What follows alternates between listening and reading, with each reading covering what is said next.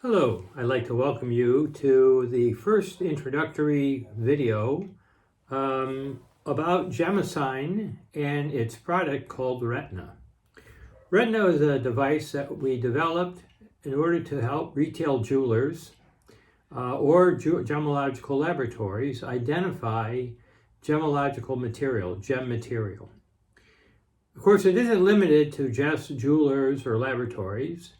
It could be for a gem enthusiast who travels into the outback looking for rough and wants to know if the rough that they're looking at is tourmaline or quartz or diamond. A gem enthusiast, as well as anyone in the laboratory, needs to know exactly what the gemstone is. So we developed an instrument called Retina in order to facilitate that. Our main goal was to have accuracy.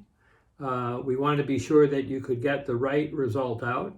We wanted to make sure that the machine was affordable and it was portable so that it could be taken from place to place.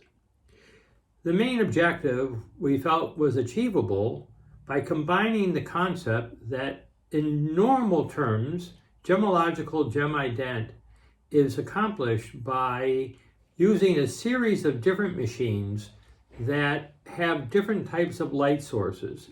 Each light source will activate a different aspect of the chemical composition of the gem.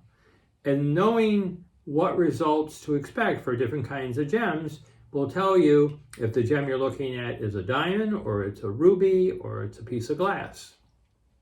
So we developed an instrument that has actually 3 light sources in it. Each light source contributing to the fingerprint of the gemstone. We have a broadband or white light source, we have an ultraviolet source, and we have a laser source. And with this triad, with this three-way combination, we feel that we're able to capture a true fingerprint in a spectroscopic sense of a gemstone. What we do is we put a gemstone, on each of the different light sources, one at a time. We capture a spectra. That spectra goes into a spectrophotometer, which then sends the signal to a computer, which then sends it to the cloud.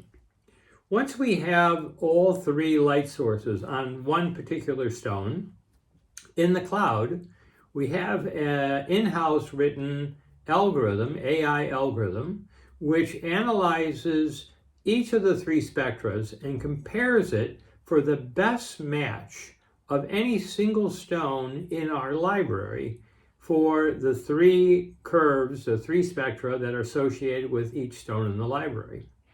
This way, we're able to say that our unknown has the best match for a particular stone in the library. And that particular stone in the library will be the ID for the gemstone in question.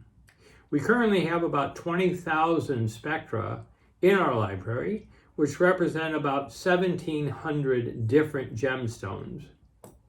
Now, it doesn't mean we have 1,700 different types of gemstones. It just means that of all the different gemstones we have in there, we have 1,700 of them. The way we do the analysis, and I'll go through this in subsequent videos, is basically to turn on the device, place the stone under the light source, take our fiber optic probe and place it just over the stone, which allows us to capture the light going through the stone.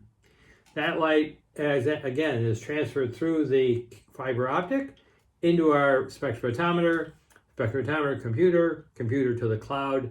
The cloud is analyzed with AI software. And that's how it works. We've had a lot of success in identifying not only the identification of a stone, but in many cases, the origin, whether the Burma ruby, whether the ruby is from Burma, whether the ruby is from Thailand, whether the ruby is from Madagascar. Similarly, we've had very good success with sapphires, with emeralds, with Paraíba tourmalines, as well as especially with diamonds. We don't know the origin of the diamonds, but understanding when a diamond is treated and when it's synthetic is extremely important, and the retina machine does a beautiful job in carrying that out. Anyways, I look forward to seeing you in future videos where I actually do the analysis of gemstones, which are rubies, emeralds, and sapphires, and I'll walk you through the whole process of how we actually are able to identify these stones in a very quick and efficient manner. Thank you very much for coming by, and I hope you enjoyed this video.